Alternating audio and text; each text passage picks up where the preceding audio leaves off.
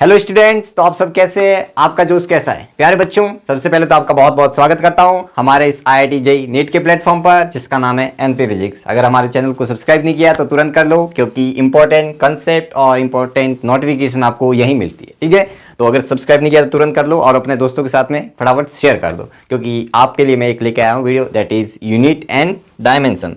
ये scoring chapter है, easy chapter है और फोगट के नंबर है, तो आपको इसको छोड़ के बिल्कुल नहीं जाना है। ठीक है, ये फोगट के नंबर आपको देता है ना, तो यहाँ पे जो इंपॉर्टेंट कंसेप्ट है वो पढ़ लेंगे।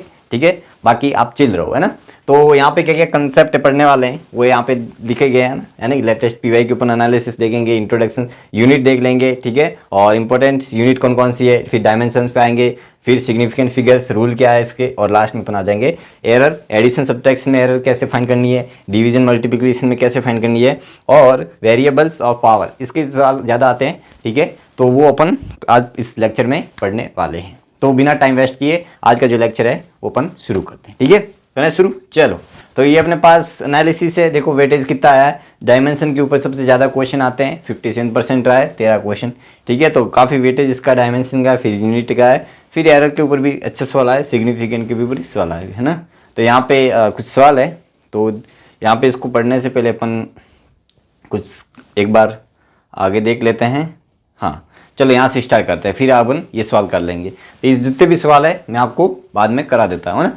तो अपने पास पहला आता है फिजिकल क्वांटिटी। फिजिकल क्वांटिटी यानी कि वो एक क्वांटिटी जिसको अपन मेजर कर सकते हैं, उसका कोई ना कोई मैग्नीट्यूड होता है, यूनिट होती है, उसको अपन बोलते हैं फिजिकल क्वांटिटी, है ना। तो यहाँ पे लिखा है quantity which can be measured and describe by the number of college of physics, जिसको अपन नंबर से डिस्क्राइब कर सकते हैं। जैसे कि यहाँ पे अगर मैं आपको बोलूँ कि मैं आज 5 खुश हूँ, यानी कि 5 खुश हूँ, तो ये कोई सेंस नहीं बनता। यहाँ पे जो अपने पास हैप्पीनेस है, जैसे एग्जांपल के लिए हैप्पीनेस, हैप्पीनेस क्या एक फिजिकल क्वांटिटी हो सकती है क्या? नहीं हो सकती। बताओ क्यों? ये एक प्रकार के इमोशन है, इसकी कोई वैल्यू नहीं होती है। ठीक है ना, तो ये अपने पास याद रखना है। जैसे कि लेंथ है, length is a physical quantity, weight अपन मेजर कर सकते हैं, टाइम कर सकते हैं मेजर, है ना। जैसे कि यहाँ पे अगर ये अपन लेंथ देखें तो इसे मेजर कर सकते हैं, हाइट मेजर कर सकते हैं, टाइम मेजर कर सकते हैं। ठीक है, तो ये जो है ये अपने पास फिजिकल क्वांटिटी होती है। आगे बढ़े, चलो। तो यहाँ पे कुछ लिखा है कि एक फीवर है ना, फीवर, मुझे बताओ कि फीवर एक फिजिकल क्वांटिटी है क्या? ठीक है, फीवर एक फिजिकल क्वांटिटी है कि? बताओ, डॉक्टर पूछेगा क्या कितना फीवर है, तो बोलेगे कि 10 किलो फीवर है, या ऐसे तो नहीं बोल सकते 10 फीवर है। तो ऐसे ये जो बात है ये नॉनसेंस है ना, इसके बात में कोई सेंस नहीं है। यानी कि ये एक प्रकार से सारे इमोशंस है, इनको अपन मेजर नहीं कर सकते, है ना। मेजर ये बोल सकता है कि इसका अपना टेम्परेचर ये है, ये है कितने मेजर है इनका, ये जो भी बाकी की चीज़ें अपन मेजर कर सकते, लेकिन ये फीवर को अपन मेजर नहीं कर सकते, है ना। फीवर की बस क्वांटिटी अपन देखेंगे कि टेम्परेचर इतना टेम्परेचर है, तो वहाँ से अपन मेजर कर सकते हैं ना, लेकिन फीवर को ऐसे मेजर नहीं कर सकते। यहाँ पे अपन कह देंगे it is not a physical quantity. Okay, तो यहाँ पे ये फिजिकल क्वांटिटी नहीं है। अब नॉन फिजिकल क्वांटिटीज है ना, जैसे कि अपन ने ये बोला है कि happiness, sadness, faith, colour, smell, ये कोई फिजिकल क्वांटिटी नहीं होती है ना, उनकी कोई वैल्यू नहीं होती है। बस ये सारे के सारे क्या है, इमोशंस हैं, है ना। जैसे आपके इमोशंस हैं किसी को लेके, बहुत सारी चीज़ें, तो वो बस छोटे मोटे इमोशंस है ना, समझ गए होंगे आप। तो शुरू करते हैं। अब मेजरमेंट कैसे करते हैं, तो यहाँ पे लिखा है कि for measuring physical quantity have compare to with some reference, है ना। सब रेफरेंस, फिर इसको बोलते हैं अपन यूनिट। यूनिट किसे बोलते हैं? अपन कोई रेफरेंस लेते हैं, जैसे कि अपन लेंथ को मेजर कर रहे हैं मीटर में, 1 मीटर का अपन इतना टाइम्स ले रहे हैं, जैसे 1 मीटर, मान लो कि 10 मीटर दी, कोई लेंथ 10 मीटर है, इसका मतलब ये है कि 1 मीटर है उसका 10 टाइम्स, है ना। तो ये मीटर है, वो ये क्या है, यूनिट बोलता है ना। Unit is a standard amount of physical quantity, है ना। In old time people use the major length hand and, ये जैसे वो हैंड से अपन मेजर करते थे, है ना, इतना मेजर 1 मीटर का होता है, ऐसे मेजर करते थे। लेकिन क्या होता था उसमें, किसी का बड़ा होता है, किसी को छोटा होता था, हाथ या कोई पैर की जो चौड़ाई है वो बड़ी होती थी, तो वहाँ पे दिक्कत आ जाती थी, है ना। फिर झगड़े हो जाते थे कि ये कम है ये ज़्यादा है। तो फिर इसके लिए अपने पास, जैसे ये पहले ऐसे मेजर करते थे, तो अपने को बस ऐसी एक यूनिट बनानी पड़ेगी जो सबके लिए सूटेबल हो, है ना। ऐसी यूनिट बनानी पड़ेगी जो सबके लिए सूटेबल हो, और उनकी कैरेक्टरिस्टिक क्या होनी चाहिए कि सूटेबल साइज होनी चाहिए। एक तो ऐसे भी नहीं कि बहुत बड़ी साइज ले रहे हो आप, ठीक है, सूटेबल साइज होनी चाहिए, रिप्रोड्यूसेबल होना चाहिए ना, ये अपने पास होना चाहिए। यानी कि रिप्रोड्यूस मतलब कि आप कहीं पे भी बना सकते हो ना, यहाँ पे कंट्री USA वगैरह सही सब जगह आप बना सकते हो, वो एफोर्ड कर सकते हो। ठीक है, और इनवेरिएबल होनी चाहिए ना, इनवेरिएबल, समझ में आ रहा है। इनवेरिएबल का मतलब ये है कि यहाँ पे वेरी नहीं करनी चाहिए, ऐसे नहीं कि यहाँ पे 1 मीटर जाके वहाँ ये सेम है 2 मीटर हो गया, ऐसे नहीं, सब जगह सेम होना चाहिए। एक तो ये, और ये अपने पास इंटरनेशनली एक्सेप्टेड, यानी कि हर जगह एक्सेप्टेड, ठीक है, हर जगह ये वैलिड होना चाहिए, ठीक है। ऐसे नहीं कि 1 किलो यहाँ पे है तो वहाँ पे दूसरी कोई और है, तो यहाँ पे अलग अलग नहीं होना चाहिए, ठीक है। तो ये भी इस यूनिट के लिए कैरेक्टरिस्टिक, और इसको किससे रिप्रेजेंट करते हैं, n into u, n is a magnitude, ठीक है। यहाँ पे एन क्या है, मैग्नीट्यूड है ना, यहाँ पे ये जो दिया है अपन को ये मैग्नीट्यूड है, और ये क्या है, यूनिट है। बात समझ आ गई, मीटर इज अ यूनिट और 28 इज अ मैग्नीट्यूड। लेंथ कोई भी मान लो अपन मेजर की 28 मीटर, इसका मतलब 28 क्या है यहाँ पे, इसका मैग्नीट्यूड है, and metre is a unit. तो यहाँ पे इसको रिप्रेजेंट ऐसे करता है ना, फिजिकल क्वांटिटी, क्यों से मैंने ऐसे रिप्रेजेंट किया है, वो क्या होता है, मैग्नीट्यूड इनटू यूनिट, ये आपको याद रखना है। तो यहाँ पे लिखा है कि we always write a measurement of physical its its magnitude multiply by its unit, है ना, यूनिट टाइम्स होता है। तो अगर मान लो एक फिजिकल क्वांटिटी है, अगर मैं यूनिट चेंज कर रहा हूँ तो इसका मैग्नीट्यूड भी चेंज हो जाता है, यानी कि n1 u1 is equal to n2 u2। ये भी आपको बात याद रखनी है ना, कि अगर आप यूनिट चेंज कर रहे हो, ठीक है, तो इसका मैग्नीट्यूड भी क्या हो जाएगा, चेंज हो जाएगा। लेकिन एक्चुअल में जो फिजिकल क्वांटिटी वो सेम ही रहती है। जैसे ये लेंथ है ना, लेंथ है अपने पास, ये लगभग हो गया, ऐसे मान लो कि 15 सेंटीमीटर है ना, 15 सेंटीमीटर। अब इसको मीटर में चेंज करता हूँ तो लेंथ तो वही है ना, भले मीटर में कर दिया तो वहाँ पर मैग्नीट्यूड चेंज हो जाएगा, 0 पॉइंट कितना हो जाएगा, 15 हो जाएगा ना मीटर। तो ये अपने पास हो गया है ना। तो लिखने कहने का मतलब वही है। तो मैं यही समझाना चाह रहा हूँ कि प्रोडक्ट वही है, तो इसका जो फिजिकल क्वांटिटी वो तो सेम ही रहने वाली, बस यहाँ पे यूनिट चेंज की तो इसका मैग्नीट्यूड चेंज हो गया, बस ये वाली बात। तो अपने पास फिजिकल 2 टाइप की होती है, एक फंडामेंटल और एक होती है डेराइव। नाम से पता चला है, फंडामेंटल जिसको अपन किसी से नहीं डेराइव की, वो खुद अपने आप में एक फंडामेंटल बेस क्वांटिटी है ना। तो ये इसको बोलते हैं फंडामेंटल। जैसे अपन मास है, मास को अपन कहीं से और से डिराइव नहीं कर सकते है ना, मास खुद एक फंडामेंटल है, ठीक है। और टाइम हो गया, ठीक है, टाइम हो गया, मास हो गया, लेंथ हो गई मीटर में, ये सारी क्या है, फंडामेंटल है। आगे अपन देख लेंगे। डेराइव कुछ और नहीं, इनसे फंडामेंटल से ही डेराइव की होती है। जैसे वेलोसिटी है, वेलोसिटी क्या होती है, डिस्प्लेसमेंट अपॉन टाइम, तो इनसे क्या डिस्प्लेसमेंट और टाइम से अपन ने डेराइव कर दिया। एक्सेलरेशन वेलोसिटी अपॉन टाइम, तो ये सारी चीज़ें क्या हो रही है, यहाँ पे डेराइव हो रही है ना, तो इसको बोलते हैं अपन डेराइव फिजिकल क्वांटिटी। तो यहाँ पे कुछ 7 होती है बेस क्वांटिटी और 2 होती है अपने पास सप्लीमेंट्री यूनिट्स, ठीक है। 2 होती है अपने पास ऐसा यूनिट, मतलब ये, और ये अपने पास देख लो ध्यान से, ये जो टेबल है, ठीक है, ये टेबल में बस एक चीज़ को छोड़ के आपको याद रखनी है ना, वो इतना इंपॉर्टेंस है नहीं। अपने पास ये है, देखो ध्यान से देखो, ये अपने पास mass, length, time, temperature, amount of substance, electric current और ल्यूमिनस इंटेंसिटी। ये इतना इंपॉर्टेंट है नहीं, इतना इंपॉर्टेंट है नहीं ये, बस ये 6 आपको याद रखनी। मास की होती है अपने पास किलोग्राम, ठीक, केजी, अपन ने वैसे पढ़ लिए, बहुत सारी चीज़ें पढ़ ली है ना, तो ये इतना इंपॉर्टेंट है नहीं, बस आपको समझना है कि ये क्या क्या होता है। अमाउंट, यहाँ पे ये बात है कि जो इलेक्ट्रिक करंट है उसकी ये क्या एक प्रकार से फंडामेंटल है, इसका एम्पियर होता है। तो ऐसा मत समझना है कि एम्पियर जैसे करंट अपन पढ़ेंगे क्यू अपॉन टी है ना, चार्ज अपॉन टाइम होता है, तो ये डेराइव्ड है, ऐसा कुछ नहीं है। खुद चार्ज इज डेराइव्ड है ना, चार्ज अपने पास होता है, वो फिजिकल फंडामेंटल क्वांटिटी नहीं है, ये आपको समझ में आना चाहिए ना, यूनिट नहीं है। तो आपको ये समझ में आना चाहिए कि यहाँ पे जो इलेक्ट्रिक करंट है वो क्या है, फंडामेंटल यूनिट है, ठीक है, जिसकी एम्पियर होती है, ऐसे रिप्रेजेंट करते हैं। आगे बढ़े, चलो। और अपने पास सप्लीमेंट में 2 होती है, एक प्लेन एंगल, एक सॉलिड एंगल, ठीक है। इसकी रेडियन होती है, स्टेरेडियन होती है।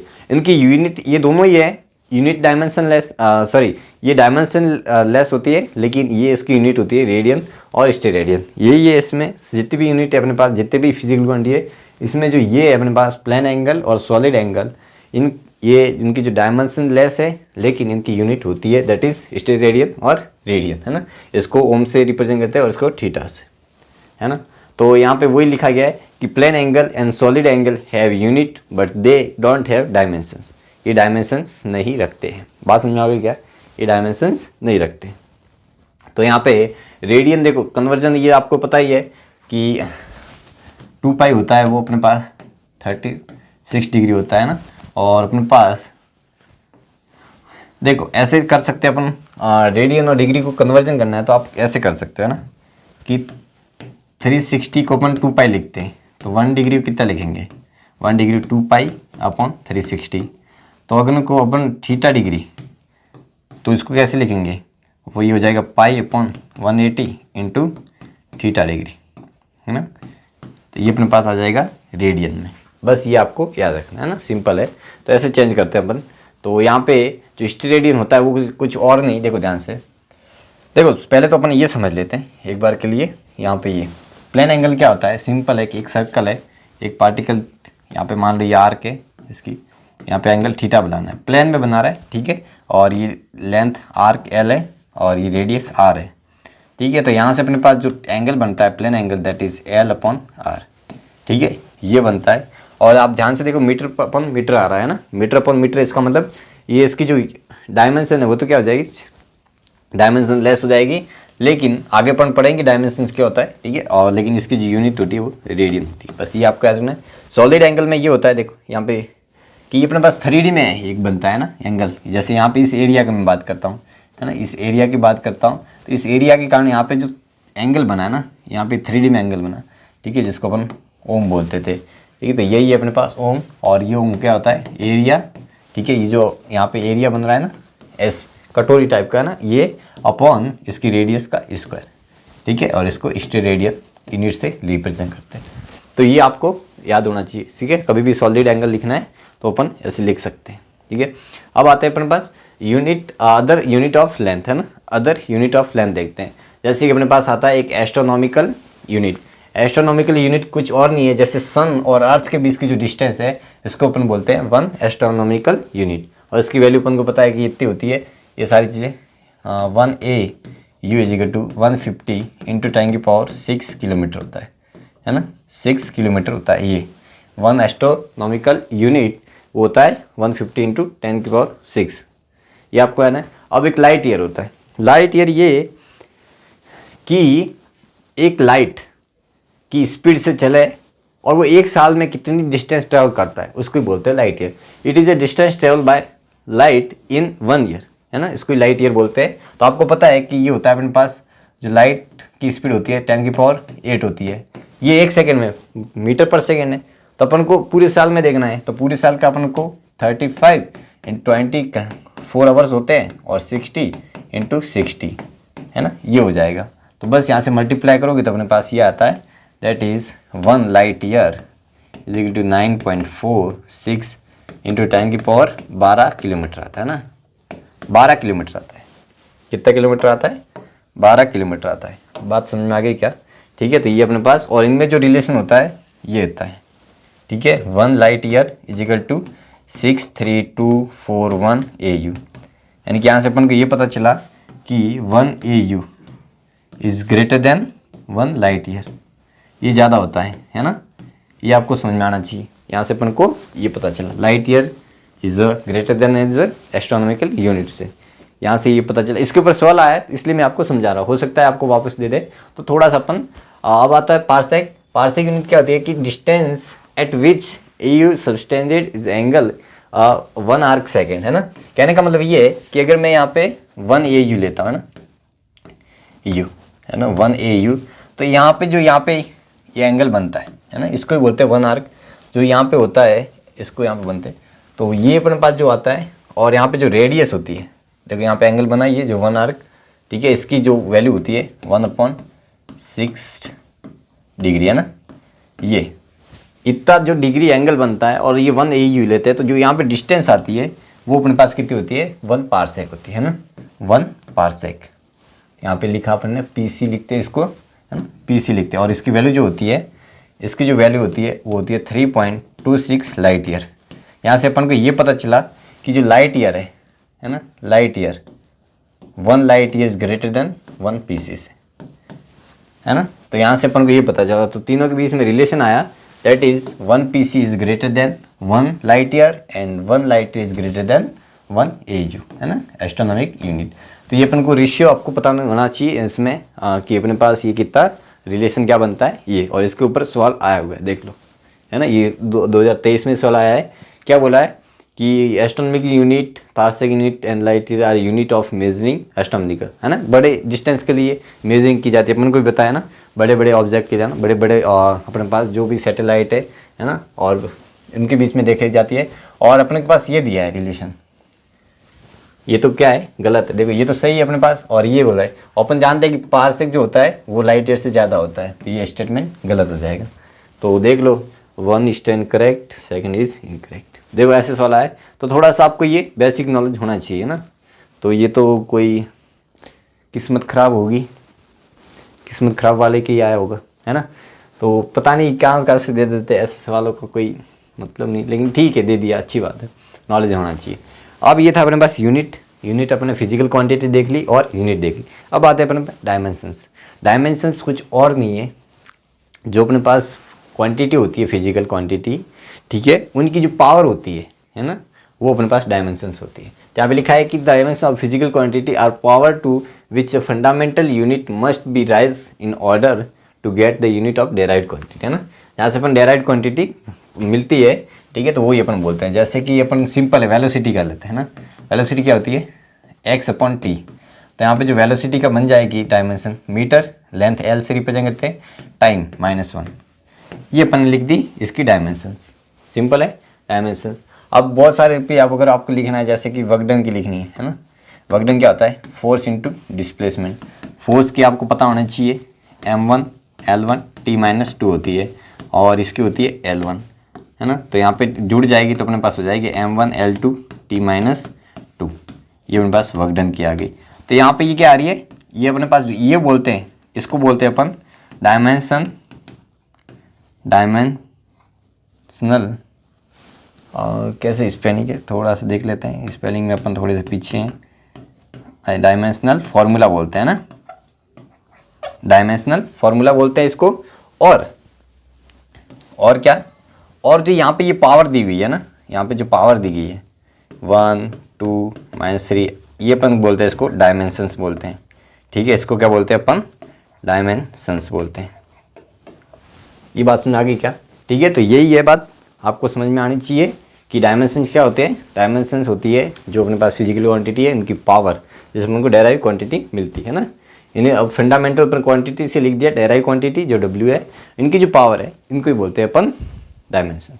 और डायमेंशनल फार्मूला जो अपन ने लिखा, आगे बढ़ेगा। तो ये कुछ इंपॉर्टेंट, इसमें से जो इंपॉर्टेंट है वो मैं बता देता हूँ। डायमेंशंस कौन कौन सी है, एक तो आपको ये फोर्स वाली याद रखनी, ठीक है, और बाकी तो ये सिंपल है, एक्सेलरेशन वाली तो ठीक है, इम्पल्स की याद रखनी है, वर्क डन की याद रखनी, ये आपको पता होनी चाहिए। और देखो ध्यान से, आगे और भी होगी, ठीक है। और आप याद रख सकते हो इलास्टिसिटी की, आप याद रख सकते हैं ना, मॉड्यूलस ऑफ इलास्टिसिटी, और वेलोसिटी ग्रेडियंट। ग्रेडियंट मैंने आपको वैसे कई बार समझाया गया है कि जिसको अपन लेंथ के रेस्पेक्ट में ले रहे हैं ना, यहाँ पे मैं यहाँ पे बता देता हूँ, ये हो जाएगा अपने पास वेलोसिटी अपॉन लेंथ, है ना। तो यहाँ पे हो जाएगा वेलोसिटी मीटर पर सेकेंड और वेलोसिटी मीटर, है ना, पर सेकेंड आ जाएगा ना, पर सेकेंड। बस ये है कुछ जो फिजिकल आपने देख रही है, तो आपको याद रखना है ना। मेन तो फॉर्मूला आपको याद होना चाहिए। यहाँ पे कुछ एक और भी है, ये यार ये बहुत ही इंपॉर्टेंट है ना, ये इंपॉर्टेंट विस्कोसिटी ये होता है, और इसकी जो होती है वो आपको याद रखनी है, m1 L1 sorry L-T T-1, है ना। सॉरी यहाँ पे मैंने बोला m1 L-1 T-1, ये होता है। बस ये आपको सारी चीज़ें आपको याद होनी चाहिए। तो ये अपने पास थे, और बाकी देख लो, इतना ज़्यादा कोई इंपॉर्टेंट है नहीं, है ना। तो ये था अपने पास ये सारी चीज़ें, जैसे कि यूनिवर्सल कांस्टेंट, गैस कांस्टेंट, है ना, बोल्ट्जमान कांस्टेंट, इनकी थोड़ी थोड़ी याद होनी चाहिए। आप फॉर्मूला से भी आप लिख सकते हो ना। तो सारी चीज़ें आपको याद होनी चाहिए। और आगे बढ़े क्या, चलो। तो ये इसमें से कोई ये अपन पढ़ेंगे तब वहाँ पे सब सारी चीज़ें पता। इंडक्टेंस का अपन को पता है कि U होता है अपने पास ½ Li², है ना। U पे एनर्जी है तो एनर्जी अपन लिख दिए एनर्जी, ठीक है ना। तो आप ऐसे भी निकाल सकते हो ना, डायरेक्ट आपको पता होना चाहिए, ठीक है। ये कैसे कॉपी हो रही है, देख लेता हूँ एक बार, इसमें कोई गड़बड़ी हो रही है। कोई नहीं, चलो छोड़ो, इस बहुत सारी दी हुई है, कोई दिक्कत नहीं है। सारी क्वांटिटी आपको याद होनी चाहिए ना, याद सारी की सारी याद नहीं होनी चाहिए। मैं तो इसके फॉर्मूले याद रखो। और एक यहाँ पे एक और इम्पोर्टेंट है, वो मैं समझा देता हूँ। कि जैसे कभी कभार ये आपको देता है ना, कि कभी कभार ये आ जाता है कि C जो होता है अपने पास 1/ε0 और ε μ0 ये, और इनका प्रोडक्ट का आपको पूछ लिया जाता है ना। तो यहाँ से जब भी आपको एप्सिलॉन और म्यू, तो वो अपने पास होता है सी स्क्वायर, है ना। सी इज अ मीटर पर सेकेंड, मीटर पर सेकेंड। तो आपको यहाँ से ये पता होना चाहिए। तो कभी कभी यार ऐसे इस टाइप के भी सवाल आते हैं, आते क्या आते ही है, आपको पता होना चाहिए। तो ये PYQ करना तो आपको पता चल जाएगा कौन कौन से इंपॉर्टेंट है और कर लेना ना। तो ये अपने पास है मिलान, करो मिलान, ठीक है। और मिलन करेंगे तो पता है कि देखो पहले तो सबसे पहले अपन को इतना देखना ही नहीं है ना, जो यहाँ पे कोई भी एक पकड़ लो, जैसे विस्कोसिटी, विस्कोसिटी का अपन को डायरेक्ट याद है m1 L-1 T-1। तो यहाँ पे कौन सा m1 L-1 T-1 ये रहा है ना, थोड़ा सा यहाँ पे L-1 T-1। तो ये अपने पास आ गया, यानी कि डी का जो अपने पास है वो क्या आ गया, थर्ड आ गया। तो डी का आंसर थर्ड है। तो यहाँ पे डी का आंसर थोड़ा सा कहीं ना कहीं दिक्कत है, ये है ना, बाकी तो ये गया, ये हो सकता है। अब अपन को देखना है कि सी का आंसर प्रेशर ग्रेडियंट, प्रेशर मतलब P अपॉन लेंथ। प्रेशर क्या होता है, प्रेशर होता है force upon area into length. Force क्या होता है m1 L-1 T-2 upon length और एरिया इंटू वॉल्यूम यानी कि L3, है ना, L3। तो ये सब अपने पास हो जाएगा -2 यानी कि m1 L-2 T-2। तो ये आपको दिख रहा है L-T, ये फर्स्ट आ जाएगा ना, सी का फर्स्ट मतलब यहाँ पे थर्ड है ना, थोड़ा सा। तो ये ऑप्शन हो जाएगा। बस आपको ये दो देखने थे, बाकी आप भी देख सकते हो ना, टॉर्क वगैरह सारी चीज़ें। ये थोड़ा सा इंफॉर्मेशन का ही है ना क्वेश्चन। और क्या बोला गया है, ये आपको यहाँ पे मिलान करना है। यहाँ पे बोला है कि देखो सबसे पहले देखो यहाँ पे मैंने बोला कि ये बहुत इंपॉर्टेंट है, कोएफिशिएंट ऑफ विस्कोसिटी ईटा। ईटा की वैल्यू कैसे ऐसे आती है, देखो ईटा अपन ने पढ़ा था कि ये होता है, सॉरी यहाँ पे विस्कस फोर्स, विस्कस जो फोर्स पढ़ा था FV = ईटा एरिया dV बाय dx था, है ना, ये था। तो आपको पता है, इसको एरिया को नीचे भेज देता हूँ, तो ये अपने पास एरिया हो जाएगा दैट पास्कल, और ये अपने पास टाइम हो जाएगा ना, तो ये हो जाएगा dx बाय dV। तो ये ईटा आता था, तो आपको ये पता है कि पास्कल होता है और ये होता है टाइम, है ना। तो ये अपने पास ईटा की यूनिट आती है। तो यहाँ से अपन को वैसे याद होनी चाहिए m1 L-1 T-1, है ना। तो ये अपने पास L-1, तो ये पहला ही है ना। ये और बताओ, और क्या बोला है, Planck constant, work function. Work function कुछ और नहीं है, अपन पढ़ेंगे मॉडर्न फिजिक्स में, दैट इज वर्क डन। ये क्या होता है, वर्क डन होता है। तो यहाँ पे ये क्या हो जाएगा अपने पास, वर्क डन क्या m1 L-2 T-2, ये हो जाएगा, इसका सीधा है। तो देख लो कौन कौन से ऑप्शन है। क्या बोला है कि इसमें बी का है फर्स्ट, बी का फर्स्ट है, तो कौन कौन सा हो जाएगा बी का फर्स्ट, बाकी तो यही ऑप्शन यही क्लिक हो रहा है ना। तो आपको ये सारी चीज़ें पता होनी चाहिए, इस टाइप के सवाल आते हैं, मैंने आपको यहाँ पे लेके आया हूँ आपके लिए, ठीक है। और क्या बोला है यहाँ पे अपने पास एक है, हाँ ये है अपने पास P - x/v² है, और ये अपने पास है v - v = कांस्टेंट जो भी है RT, है ना। ये सवाल है, ये दिया है अपन को, जहाँ पे एक्स प्रेशर है, जो भी सारी चीज़ें दी गई है ना, यहाँ पे वो एक्स है, तो यानी क्या मतलब ये प्रेशर है ना। तो आपको बताना है कि वाई वॉल्यूम जो भी है, अपन को ये समझना नहीं, अपन को ये देखना है बी है। तो ये आपने याद रखना है कि यहाँ पे होमोजीनिटी है ना। होमोजीनिटी कैसे लगाते हैं कि अगर कोई ऐड हो रही है या सब्ट्रैक्ट हो रही है, ठीक है, तो सेम जो यूनिट वाले हैं वही ऐड हो सकते हैं। ऐसा तो नहीं जैसे मान लो कि मैं 2 किलो के अंदर 2 मीटर लेंथ ऐड कर दूं, ऐसा पॉसिबल है क्या? या तो मैं 2 मीटर के अंदर 3 मीटर लेंथ ऐड कर दूं, ये सही है। या 2 kg के अंदर मैं 3 kg कुछ और ऐड कर दूं, तो ये भी सही है। यानी कि यूनिट्स अगर सेम है तो उनको सेम यूनिट अपन सेम सब्सटेंस को ही ऐड कर सकते हैं। ये बात आपको समझानी। तो अपन को पता है कि यहाँ पे ये क्या है, P इज़ अ प्रेशर, तो यहाँ पे ये भी क्या हो जाएगा प्रेशर, यानी कि x/v² क्या है प्रेशर। तो यहाँ पे x की यूनिट क्या हो गई प्रेशर इंटू v²। ये अपन को पता चला। ये अपन को पता है कि सब्ट्रैक्ट हो रहा है, इसका मतलब v जो वॉल्यूम है वही b है, यानी कि b क्या यहाँ पे है वॉल्यूम है। ये अपन को समझना है ना। मैं ऐसे लिख रहा हूँ, एग्जैक्ट नहीं है, मतलब कहने का मतलब यहाँ पे यूनिट है। तो अपन को क्या बोला a/b है ना, a/b मतलब यहाँ पे सॉरी x नहीं है a है ना, यहाँ पे मैंने थोड़ा सा करेक्शन कर देते हैं। तो a/b क्या हो जाएगा that is pv² upon v। तो v से v कैंसिल यानी कि p इंटू वी। और pv अपन जानते हैं थर्मोडायनेमिक्स में पढ़ेंगे या पढ़ते हैं कि अपने पास ये होता है वर्क डन। वर्क डन मतलब एनर्जी, ईजी है ना। ये था, और इस टाइप का सवाल आता है, अच्छा सवाल है। और इसको कैसे करना होता है, दो तरीके से भी आप कर सकते हो। एक तो आपके पास नॉलेज है उससे कर सकते हो, एक ही सिंपल मेथड है वो मैं समझा देता हूँ, वो उससे करेंगे। तो कैसे करेंगे देखो ध्यान से। अपन को बोला है कि f एक फंडामेंटल मानी f v और t को, जिसको मैं मान लेता हूँ a मान लेता हूँ ना, पावर a b और c, और ये अपने पास किसके है, डिस्प्लेसमेंट के है क्या, डायमेंशन फॉर्मूला ऑफ डेंसिटी को अपन को बताना है। डेंसिटी के जो भी है अपन को यहाँ पे प्रोपोर्शनल मानना है कि डेंसिटी की यूनिट के सेम होना चाहिए। तो बस यहाँ पे यूनिट को अपन को क्या करना है, इक्विवेलेंट करना है ना। इक्विवेलेंट कैसे, कि आपको पता है कि यूनिट अगर सेम है, अगर इक्वल है, तो इसका मतलब जो राइट में यूनिट है वो लेफ्ट में होगी, है ना, सेम होगी। तो अपन को पता है कि ये क्या हो जाएगा, मास अपॉन वॉल्यूम। मास का होता है m1 और वॉल्यूम L-3, है ना, और T 0 है ना, यहाँ पे 0 है, तो ये अपन ने लिख दिया। और बाकी इसका कैसे लिखेंगे, देखो यहाँ पे ये लिख दिया मैंने। अब इसकी यूनिट लिखते हैं। F की यूनिट क्या होती है अपन जानते हैं, m1 L1 T-2, और इसकी पावर a है। ये क्या है, वेलोसिटी है। वेलोसिटी की क्या होती है, m0 L1 T-1, है ना, और इसकी ये यूनिट है b।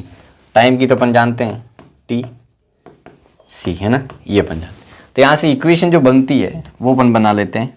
इक्वेशन क्या बनेगी, ठीक है, तो देखो m यहाँ पे 1 है, तो m1 यानी कि a, और ये तो b 0 हो जाएगा, और क्या हो जाएगा, c भी 0, यानी कि a की वैल्यू अपन को कितनी दी है, 1 दी है। यहाँ से ये पता चला, और क्या पता चल रहा है बताओ, यहाँ से L-3 है और L1 दिया है ना, यानी कि अपने पास ये अपने पास a और ये हो जाएगा प्लस b, जो कि अपन को दिया है -3। a की वैल्यू 1 है, तो यहाँ पे b की वैल्यू आ गई -4। एक तो a की वैल्यू आ गई, b की वैल्यू आ गई, और अब निकालनी है c की वैल्यू। तो c की वैल्यू कैसे आ जाएगी, टाइम 0 से दिया है, तो यहाँ पे आ जाएगा -2a, है ना, -2a -b प्लस c = 0। तो यहाँ से वैल्यू पुट करूँगा तो देखो -2 इंटू a की वैल्यू 1 माइनस का 1 और ये हो जाएगा -4 प्लस c = 0। तो यहाँ से अपने पास कितना आ गया, ये +4 और 2, यानी कि c की वैल्यू आ गई -2। तो बस यहाँ पे वैल्यू पुट कर दो तो अपने पास आ गया रो प्रोपोर्शनल टू f की पावर कितना आ रहा है, 1 v की पावर -4 और c की यहाँ पे क्या दिया, टाइम की पावर -2, ये बन जाएगा, है ना। तो यहाँ पे कोई ऑप्शन है ऐसा 1, ये एक्चुअल में ये है, अपने पास ये हो जाएगा, ठीक है। और दूसरा भी तरीका है इसका, ठीक है, जो आपको नॉलेज के बेसिस पे है, वो कैसा है, ये अपने पास देखो ध्यान से। अपन को पता है कि फोर्स ये होता है, डेंसिटी अपन को निकालनी है, तो कैसे लिखेंगे देखो ध्यान से। अपन ये लिख सकते हैं, ये अपने पास होता है मास अपॉन वॉल्यूम, है ना, मास अपॉन क्या होता है, वॉल्यूम, डेंसिटी। और यहाँ से क्या बन जाएगा, फोर्स को अपन कैसे लिख सकते हैं बताओ, मास को कैसे लिखते हैं, यहाँ से F = होता है अपने पास m इंटू ए जाएगा, तो यहाँ से अपने पास मात आ गया ये अपना E, हाँ सही लिखा मैंने, हाँ, तो ये अपने पास आ जाएगा F/A। तो मास की वैल्यू अपने पास आ गई फोर्स/A। फोर्स और एक्सेलरेशन क्या होता है, वेलोसिटी इंटू टाइम, तो ये अपने पास F/वेलोसिटी इंटू टाइम ऊपर आ जाएगा। तो मास तो अपन ने लिख दिया, अब लिख लिया अपने को वॉल्यूम, ठीक है, वॉल्यूम। तो यहाँ से वॉल्यूम अपन को पता है कि वॉल्यूम हो जाएगा अपने पास, वो होता है L, लेंथ, या तो अपन ऐसे कर सकते हैं,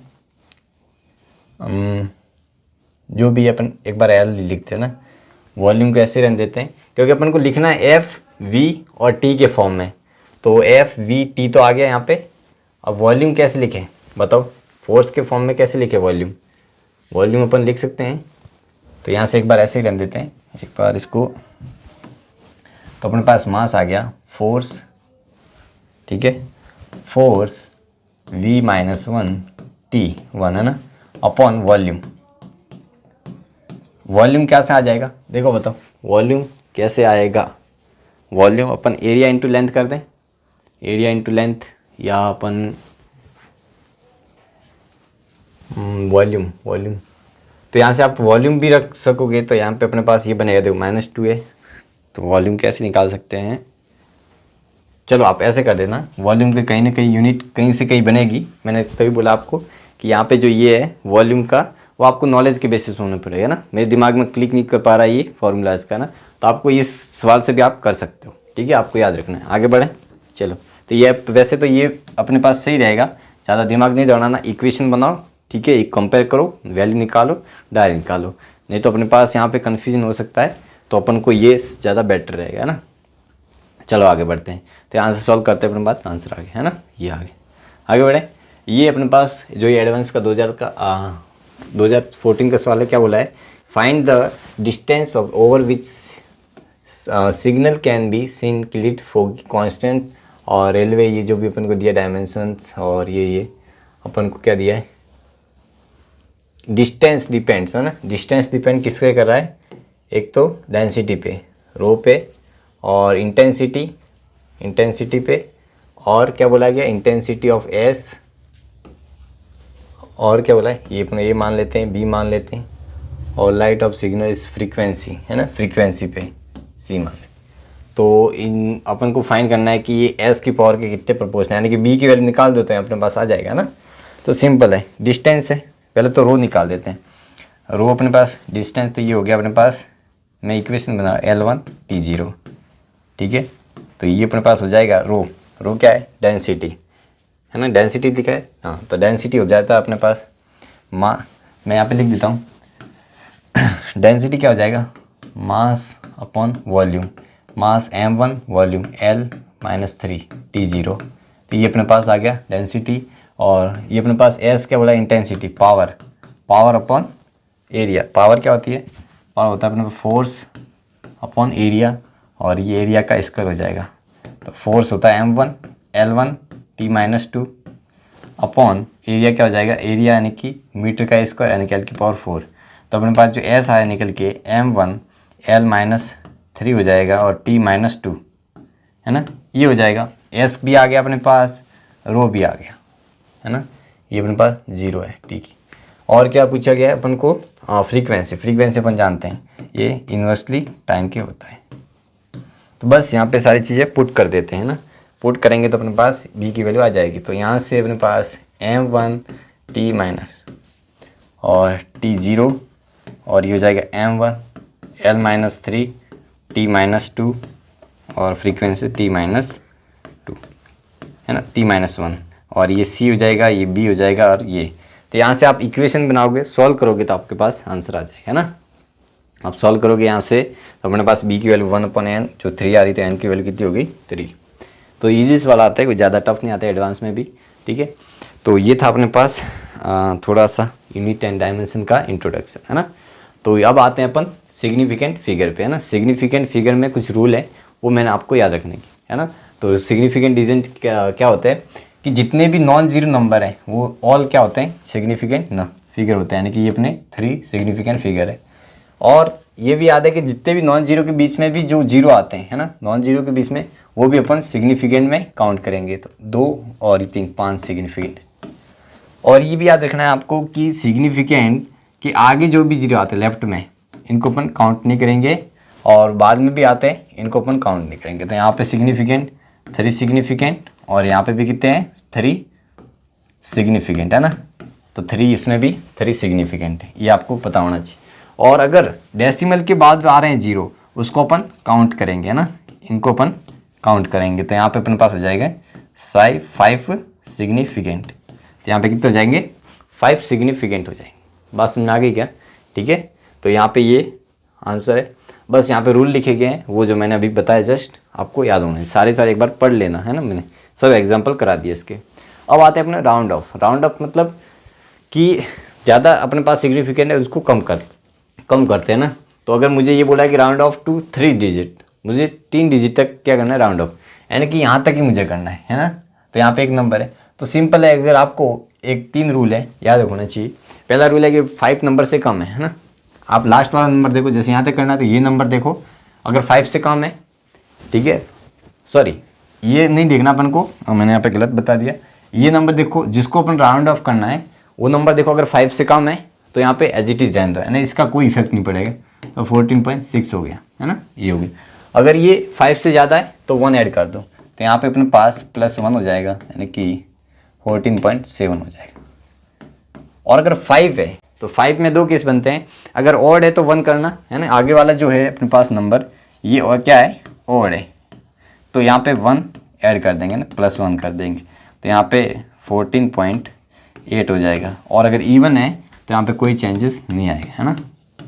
बस यहाँ पे क्या है, ये इवन है तो यहाँ पे नो चेंजेस। बस ये मैं आपको समझाना चाह रहा था, तो ये अपन ने समझ लिया ना।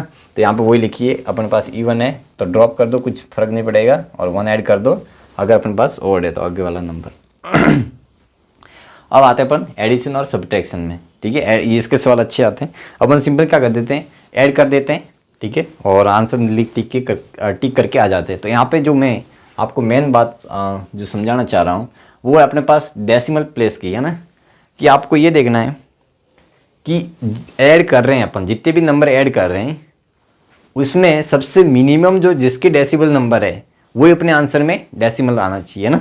मैं क्या कहना चाह रहा हूँ कि जितने भी नंबर ऐड कर रहे हैं उनमें सबसे मिनिमम जो डेसिमल नंबर वाला है ना, वही अपने आंसर में मिनिमम डेसिमल नंबर आना चाहिए। कैसे, कि जैसे कि आप देखो ध्यान से, इसमें मिनिमम डेसिमल कितने हैं, 2 है ना। यहाँ पे कितने हैं, 2 डेसिमल है डेसिमल, और डीपी है ना, डेसिमल प्लेस। यहाँ पे कितना है, 1 है ना। यहाँ पे कितना है, 1 है। यहाँ पे कितना है, 2 है। तो अपन को ये पता होना चाहिए कि इसमें जो सबसे मिनिमम यही वाला है ना, यानी कि आंसर में भी अपने पास 1। तो पहले तो आप सिंपली ऐड कर दो, ये मैंने ऐड कर दिया, और फिर देखो आप कि जो अपने पास आंसर निकल के आ रहा है ये आ रहा है। तो आपको क्या करना है, डेसिमल के बाद एक ही प्लेस करना है। तो आप क्या कर दोगे, राउंड ऑफ कर दोगे।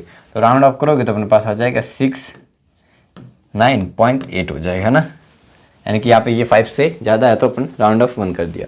तो बस यहाँ पे वही है, फाइनल आंसर क्या आ जाएगा अपने पास, ये आ जाएगा। तो एडिशन और सब्ट्रैक्शन के लिए आपको डेसिमल प्लेस देखना है, और आगे अपन मल्टीप्लिकेशन में देखेंगे, वहाँ पे अपन को सिग्निफिकेंट देखना है ना। वहाँ पे अपन को क्या देखना है, सिग्निफिकेंट। यहाँ पे अपन को क्या देखना है, डेसिमल प्लेस। ये दोनों पॉइंट वो आपको याद रखने हैं ना। यहाँ पे अपन को सिग्निफिकेंट, तो सबसे मिनिमम सिग्निफिकेंट जो होगा नंबर का वही अपने आंसर में होना चाहिए। तो पहले तो सिंपल है, अपन मल्टीप्लाई करते हैं, किया, अपने पास ये आंसर आ गया, है ना। अब देखो इसमें सिग्निफिकेंट कितने हैं, इसमें जो सिग्निफिकेंट है वो है 3, है ना। इसमें कितने हैं, इसमें अपने पास है 3। कितने, 3 है क्या, बताओ मुझे, ये बताओ इसमें कितने हैं, 3 है क्या। इसमें अपने पास है 2 है, सही बोला मैंने। अपने पास ये आ जाएगा, अपने पास इसको मल्टीप्लाई किया तो 3 है। इसमें अपने पास 2 है, सॉरी, है ना, 2 है सिग्निफिकेंट। इसमें आज 3 है ना सिग्निफिकेंट। तो अपन को ये पता है कि जो आंसर आएगा उसमें कितने आना चाहिए, सिग्निफिकेंट 2 ही आना चाहिए। तो यहाँ पे तो कितने आ रहे हैं, 1 2 3 4 आ रहे हैं। कितने आ रहे हैं, 4। तो अपन को 2 को राउंड ऑफ करना पड़ेगा। इसको राउंड ऑफ कितना हो गया, 7, ठीक है। तो इसको वापस राउंड ऑफ करूँगे तो मैं कितना हो जाएगा, 7 से ये 6, यानी कि 2.6 आंसर अपना आंसर आ जाएगा ना। तो यहाँ पे आंसर जो निकल के आता है वो 2.6 आता है। तो यानी कि यहाँ पे मल्टीप्लिकेशन आपको सिग्निफिकेंट देखना है, मिनिमम जिसके भी सिग्निफिकेंट है वो अपने आंसर में आना चाहिए, ठीक है। भले राउंड ऑफ कर दो, आप कितने भी आ रहे हैं उनको राउंड ऑफ करके आप उतने सिग्निफिकेंट बनाओ, है ना। ये आपको याद होना चाहिए, ठीक है। तो ये अपन ने पढ़ लिया। अब ये किस फॉर्म में दे सकता है आपको, जैसे कि ये एरिया प्रोडक्ट है ना, आपको एरिया स्क्वायर कि एक लेंथ इतनी है, ये विड्थ इतनी है, तो बताओ इसका आंसर क्या होगा, है ना, पूछते हैं ऐसे। तो ये था अपने पास सिग्निफिकेंट, है ना। तो अपन ने ये देख लिया। अब आते हैं अपन एरर पे। एरर के ऊपर अच्छे सवाल बनाते हैं, जे एडवांस वाला, तो इसके ऊपर काफ़ी अच्छे सवाल बनाता है ना। तो बस, तो इतने 3 एरर होती है, एक तो एब्सोल्यूट एरर, रिलेटिव एरर, ये परसेंटेज।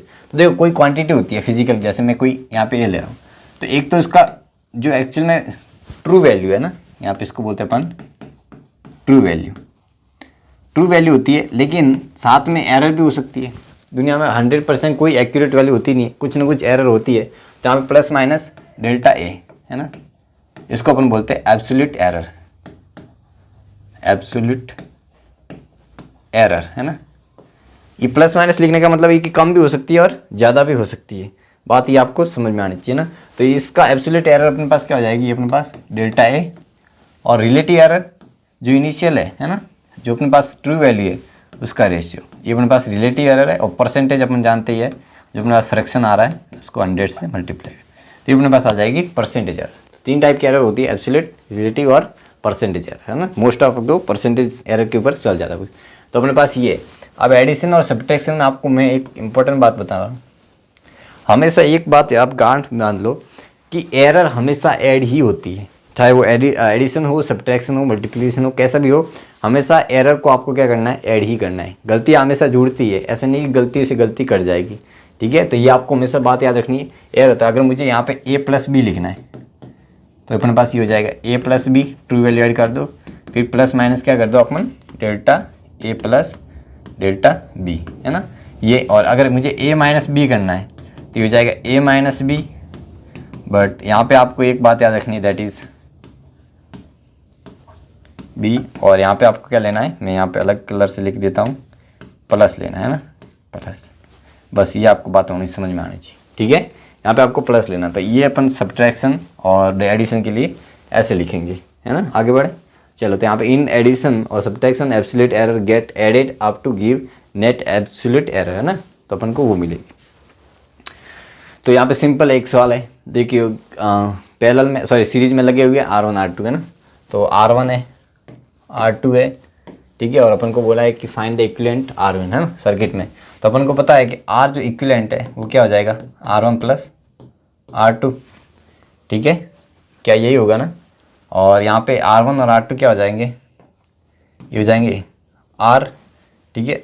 मैं मान लेता हूँ ये अपने पास एब्सोल्यूट जो भी अपने पास है ये क्वांटिटी जिसमें एक वैल्यू होगी, मैं ऐसे लिख देता ना, सिंपल एक मिटा देता हूँ।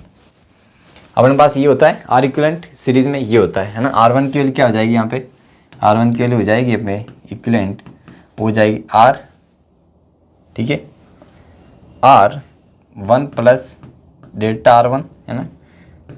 मैं यहाँ पे अलग अलग ही कर देता ना, R2 और plus minus delta R1 plus delta R2, ऐसे कहने का मतलब ये मैं लिखना चाह रहा हूँ, आप समझ गए होंगे ना। तो यहाँ से अपने पास ये ऐड कर दो, फिर ये एब्सोल्यूट एरर ऐड कर दो। तो यहाँ पर अपने पास ये R1 दिया है, ये डेल्टा R1 दिया है, ये अपने पास R2 दिया है, और ये अपने को डेल्टा R2 दिया है ना, ये दोनों दिए। तो बस यहाँ पे वैल्यू पुट कर दो, तो अपने पास कितना आ जाएगा, 50 प्लस 80 30 आ जाएगा, है ना। और ये हो जाएगा प्लस माइनस, ये हो जाएगा कितना है, ये हो जाएगा 5 प्लस 4, है ना। तो ये अपने पास कितना आ गया, अपने पास 80 और प्लस माइनस 9, ये पता नहीं क्या हो गया इसको, ठीक है। तो ये अपने पास आंसर निकल गया, है ना। ये अपने पास R2 है, ये बात समझ आ गई क्या, ठीक है। तो ये आंसर आता है, तो यहाँ पे कौन सा आंसर है, ये हो जाएगा, ठीक है। आगे बढ़े, चलो देख लो। अब क्या बोला है कि इनिशियल टेम्परेचर और फाइनल टेम्परेचर, तो अपन को चेंज लिखना है ना, चेंज मतलब T1 माइनस T2।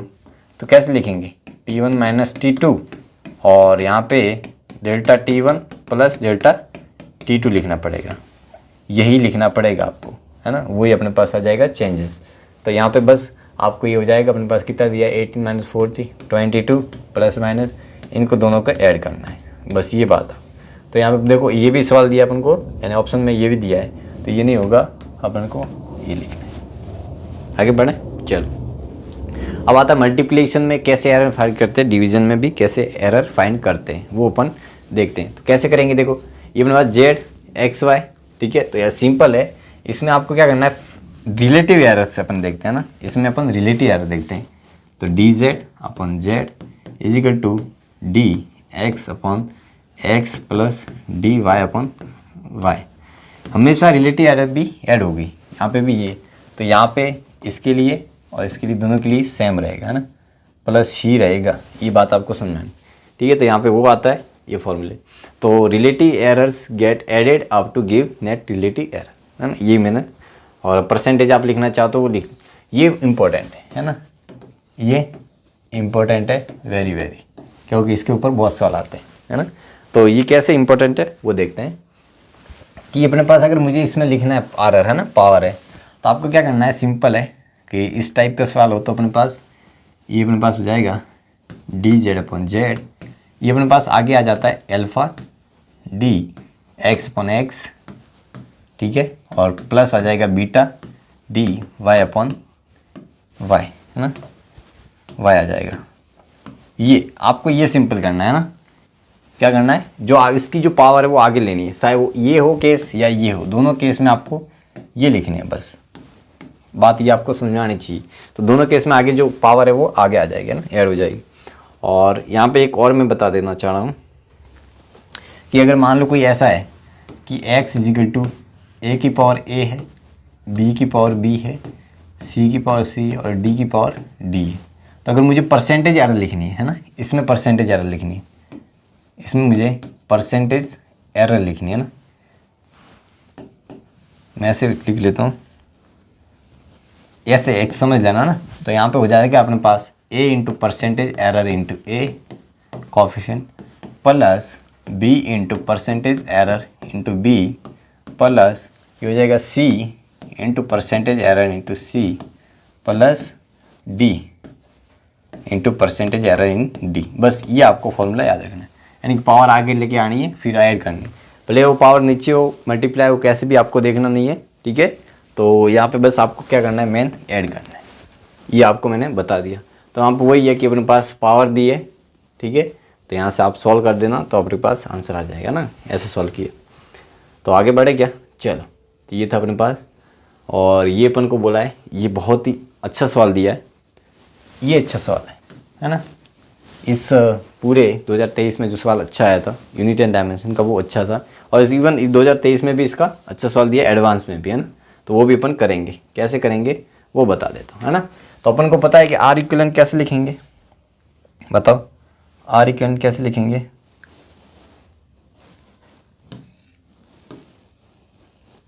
ये क्या हो गया, चलो कोई दिक्कत नहीं। तो पहले तो आपको पता है पैरेलल में जो अपन आर इक्विवेलेंट लिखते हैं, आर जो इक्विवेलेंट लिखते हैं वो लिखते हैं 1/r1 प्लस 1/r2, ऐसे ही लिखते हैं, है ना। एक बार देख लेते हैं कितना बच्चा है यहाँ पे।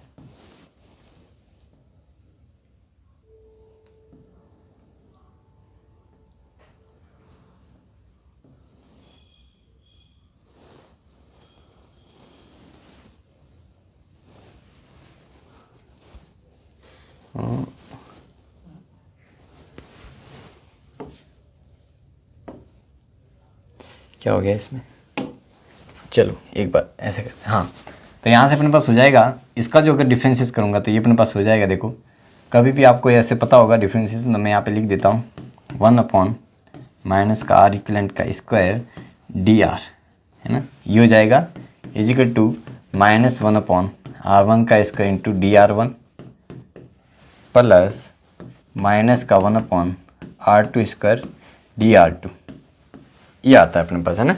तो ये अपने पास आ गए।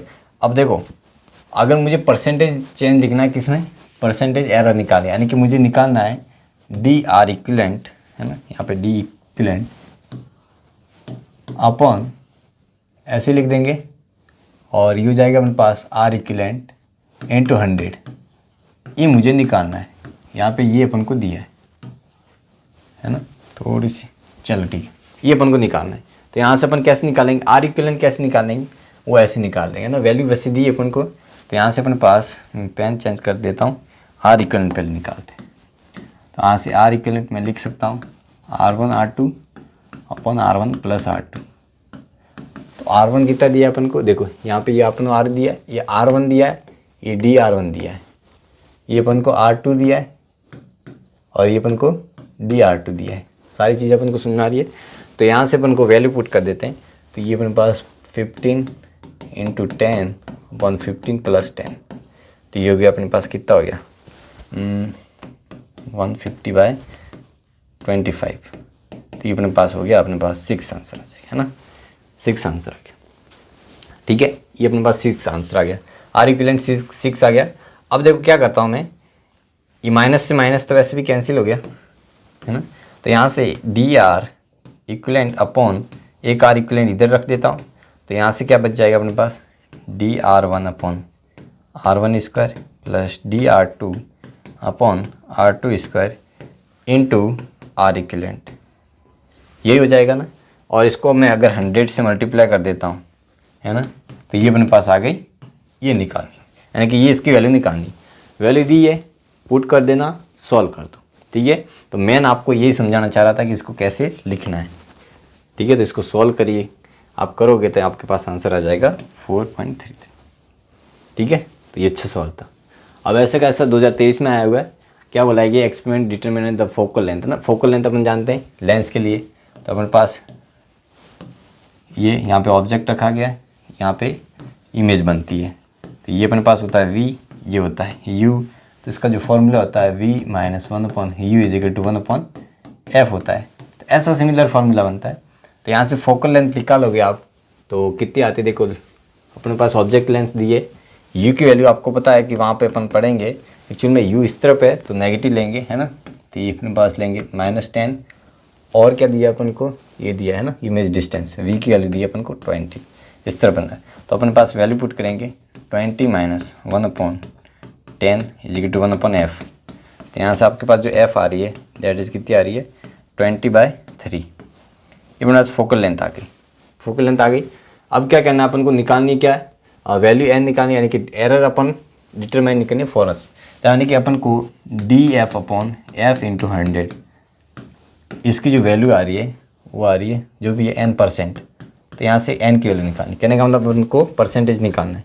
तो यहाँ से अपन वही डिवाइड करेंगे तो क्या हो जाएगा dv/v² माइनस का ये हो जाएगा और -1/u² du, है ना, ये 1 है ना, du हो जाएगा, और क्या, और ये अपने पास हो जाएगा df²/f²।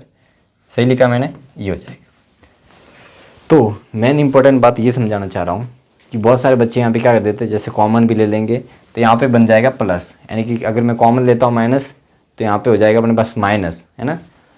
तो इम्पॉर्टेंट ये बात है कि यहाँ पे आपको माइनस नहीं मान के, है ना, अपने पास यहाँ पे क्या है, अगर मैं सॉल्व करता हूँ तो dv/v² minus du²/u² is equal to df/f², है ना। ये तो यहाँ से आपको जो इम्पोर्टेंट बात ये ध्यान रखनी है, यहाँ पे प्लस नहीं आएगा, माइनस तो आ रहा है, लेकिन अगर मैं इसका मोड लेता हूँ, है ना, एरर हमेशा ऐड होती है, तो यहाँ पे जो रिलेटिव एरर है उसको ऐड करना है। तो यहाँ से अपने पास जो एक्चुअल में फॉर्मूला आ जाएगा df/f इंटू 100, तो वो हो जाएगा अपने पास dv/v² plus du/u² into f into 100। बस ये निकालना है, यहाँ पे सारी चीज़ें आपको दी हुई है तो यहाँ से आपको निकाल दोगे, है ना। तो मैं ये बताना चाह रहा हूँ कि यहाँ पे ऐड होगी ना कि सब्ट्रैक्ट होगी, ठीक है। तो ये आपको कंसेप्ट था, सारी चीज़ें यहाँ पे निकालोगे तो आंसर कितना आ जाएगा 1। तो ये समाप्त करते हैं अपन यूनिट एंड डायमेंशन। यहाँ पे 2 एक्सपेरिमेंट होते हैं, दैट इज स्क्रू गेज और वर्नियर कैलिपर्स, वो मैं अलग से पढ़ा दूंगा आपको, ठीक है। तो यहाँ पे जो मेन यूनिट एंड डायमेंशन के जो कंसेप्ट है वो यहाँ पे क्लियर होते हैं। टाइम भी हो गया है अपना, तो ख़त्म करते हैं यहीं। तो अपना जो 11th वाला पोर्शन है वो यहीं ख़त्म हो गया, जितने भी चैप्टर थे कम ख़त्म कर दिया अपन ने। और अब आता हूँ मैं आपके लिए लेके 12th का पूरा पोर्शन, है ना। आप इलेक्ट्रोस्टैटिक से शुरू कर देंगे अच्छे से। तो मिलता हूँ आपको नए लेक्चर में, तब तक के लिए अच्छे से पढ़ते रहना और इसके जितने भी कंसेप्ट बताए वो पढ़ते रहना और हमारे चैनल को सब्सक्राइब करना और जुड़े रहना, है ना। सब और लास्ट में आपका धन्यवाद तो करता ही रहता हूँ मैं, ठीक है। तो आपका बहुत बहुत धन्यवाद कि आप लास्ट तक बने रहे, ठीक है। तो मिलता हूँ आपको नए लेक्चर में, तब तक के लिए अच्छे पढ़ते रहना, टेस्ट देते रहना, एनालिसिस करते रहना। Wish you all the best for upcoming examination. Thank you.